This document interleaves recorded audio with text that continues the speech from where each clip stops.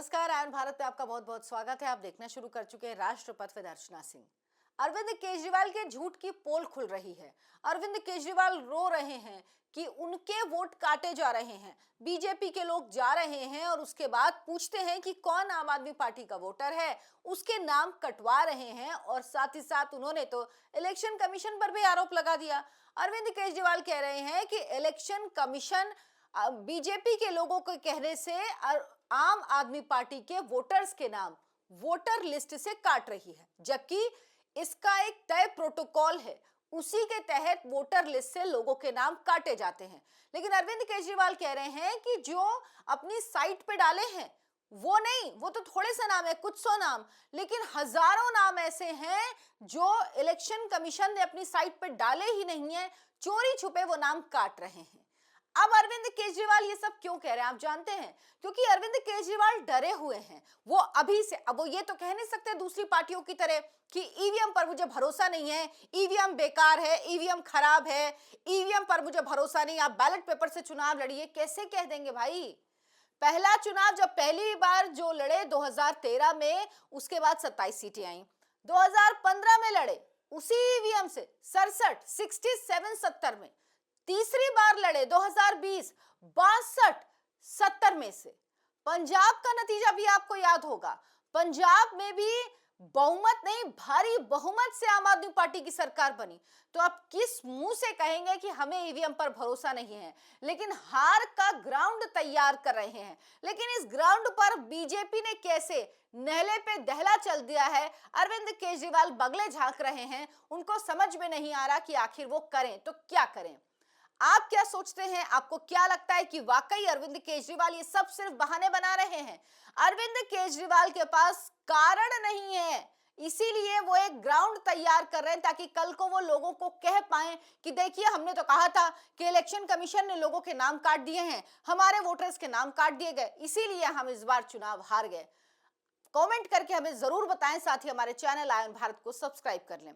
कुछ दिन पहले अरविंद केजरीवाल कह रहे थे वो इलेक्शन कमीशन गया, उन्होंने एक प्रेस कॉन्फ्रेंस भी की थी जिसमें बताया कि 3000 पन्नों के सबूत हैं हमारे पास कि किस तरह से किस किस विधानसभा से लोगों के नाम काटे जा रहे हैं, आम आदमी पार्टी के वोटर्स के नाम काटे जा रहे हैं। उस प्रेस कॉन्फ्रेंस में वो 20 लोगों को लेके बैठे थे। 20 लोग भी मुश्किल से होंगे और सिर्फ 2 लोगों को खड़ा किया जिनसे भी पूरी जानकारी नहीं दे पाई कि भाई उनका नंबर क्या है, उनका एपिक नंबर क्या, कोई जानकारी नहीं, सिर्फ हवाई बातें जो अरविंद केजरीवाल करते हैं। खैर, अब इसका जवाब देने के लिए दिल्ली बीजेपी ने तैयारी कर ली। बांसुरी स्वराज जो सांसद हैं, इसके अलावा हर्ष मल्होत्रा जो सांसद हैं और वीरेंद्र सचदेवा जो दिल्ली बीजेपी के अध्यक्ष हैं, वो इलेक्शन कमीशन से मिलने गए और अरविंद केजरीवाल के 3000 पन्नों के सबूत के जवाब में 5000 पन्नों के सबूत इलेक्शन कमीशन को दिया। इलेक्शन कमीशन को बताया कि किस तरह से अरविंद केजरीवाल रोहिंग्याओं और बांग्लादेशियों को शरण देकर दिल्ली में उनके वोट, और एक नहीं, एक एक व्यक्ति के 4-4 वोटर आईडी कार्ड बनवाकर उनसे वोट हासिल करने की कोशिश कर रहे हैं ताकि वो गलत तरीके से जीत पाए दिल्ली के चुनाव। ये पूरी तैयारी अरविंद केजरीवाल कर रहे हैं। जब अरविंद केजरीवाल से इसको लेकर सवाल पूछा जाता है तो वो क्या कहते हैं आपको पता है ना? हमें क्या करना है, रोहिंग्या और बांग्लादेशी है तो बीजेपी की सरकार हटाए। बीजेपी की सरकार क्यों नहीं हटाती? ये केंद्र सरकार का काम है। लेकिन सर जी, उनको सुविधाएं कौन दे रहा है? उनको बसा कौन रहा है? उनको पानी कौन दे रहा है? आप दिल्ली की जनता को तो पानी दे नहीं पाते, लेकिन उनकी सुविधाओं का ध्यान आप खूब रखते हैं। और किस तरह से आपकी पार्टी के लोग ये सारे काम कर रहे हैं, ये दिल्ली के लोगों से छुपे नहीं है कि रोहिंग्या बांग्लादेशियों के भरोसे अरविंद केजरीवाल को लग रहा है कि इस बार हम चुनाव जीत सकते हैं। लेकिन इसमें एक टेक्निकल फेर है। एक बात जो बांसुरी स्वराज ने कही वो आप सबको जानना जरूरी है। बांसुरी स्वराज ने कहा कि बांग्लादेशियों, अवैध बांग्लादेशियों और रोहिंग्यों को पनाह देने का काम दिल्ली सरकार कर रही है। दिल्ली के नागरिक उन वोटों को पकड़ने का काम कर रहे हैं। उन्होंने एक उदाहरण दिया, जनकपुरी के मुजम्मिल रजा हैं, 4 वोट हैं, 4 उनके वोट हैं। सोचिए, उनके 4 वोट है कह रही हैं। और जो उनके पास वोटर आईडी कार्ड है, हर वोटर आईडी कार्ड में एक एपिक नंबर होता है, EPIC, election photo identity card number. ये यूनिक नंबर होता है, यानी हर एक व्यक्ति का एक ही नंबर होता है। ये 10 अल्फा न्यूमरो नंबर होता है, मतलब जिसमें 10 डिजिट होते हैं, जिसमें न्यूमेरिकल्स भी होते हैं यानी 1 2 भी होता है, और अल्फा यानी ABCD भी होता है। तो इसमें अल्फा न्यूमरो 10 डिजिट का ये एपिक नंबर होता है, EPIC नंबर होता है, जो यूनिक होता है, हर व्यक्ति का एक होता है। अगर कोई व्यक्ति ई एपिक कार्ड भी निकालता है, यानी वो ई कार्ड अगर यूज करता है वोटर आईडी कार्ड, तो भी उसका एपिक नंबर एक ही होता है, क्योंकि ये कल को कह देंगे ना कि अरे वो यहाँ रह रहा था, उसने फिर वहां रह रहा, उसने अपना एड्रेस चेंज हुआ, ये सब कुछ भी होगा तो किसी भी व्यक्ति का एपिक नंबर EPIC नंबर एक ही होता है। अगर 4 नंबर हैं तो वो फर्जी आईडी कार्ड है। मान लीजिए मैं आज कहीं पे रह रही हूँ, मैं आज दिल्ली में रह रही हूँ, कल मैं अपना घर मेरा बदल जाता है और मैं कहीं लखनऊ में रहने लगती हूँ, मैं वहां पे अपना आईडी कार्ड अगर बनवाऊंगी, जनरेट करूंगी या ई आईडी कार्ड निकालू, ई वोटर आईडी कार्ड निकालूंगी, तो मेरा एपिक नंबर वो ही रहेगा, वो चेंज नहीं होगा। वो एक बार अगर मुझे अलॉट हो गया तो वो नंबर मेरा वही रहेगा। लेकिन ये नहीं हो सकता कि मेरा दिल्ली में अलग EPIC नंबर था और मेरा लखनऊ में अलग EPIC नंबर हो जाएगा, ये नहीं हो सकता।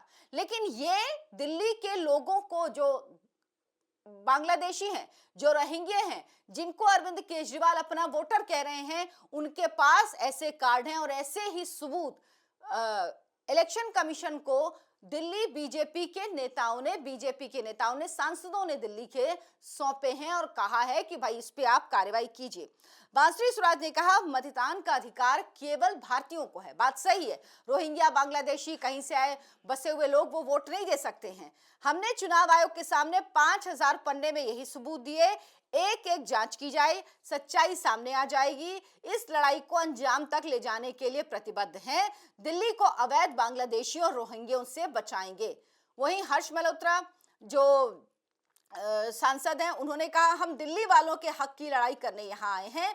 वोट काटने की प्रक्रिया का अपना एक सेट प्रोटोकॉल होता है, वो सब अपना कर ही काम होगा। यानी जो नाम कटेंगे उसके लिए एक सेट प्रोटोकॉल होता है और उसको फॉलो किया जाएगा। और आपको याद होगा, अभी कुछ दिन पहले ही खबर आई थी, दिल्ली के LG ने दिल्ली में जो अवैध बांग्लादेशी और रोहिंग्या रह रहे हैं उनकी पहचान के लिए ड्राइव चलाई है।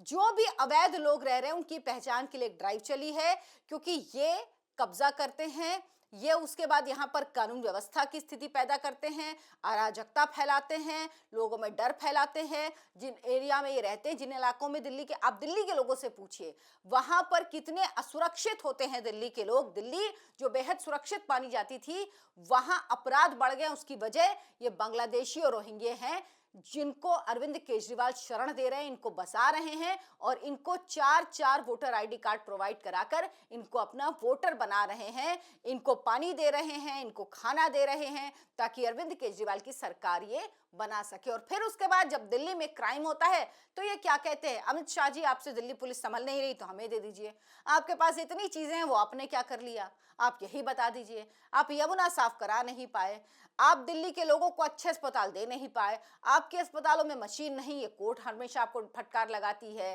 तो आप क्या बात करते हैं। जो चीजें हैं आपने उनमें क्या काम किया, सिर्फ और सिर्फ शिकायत करना।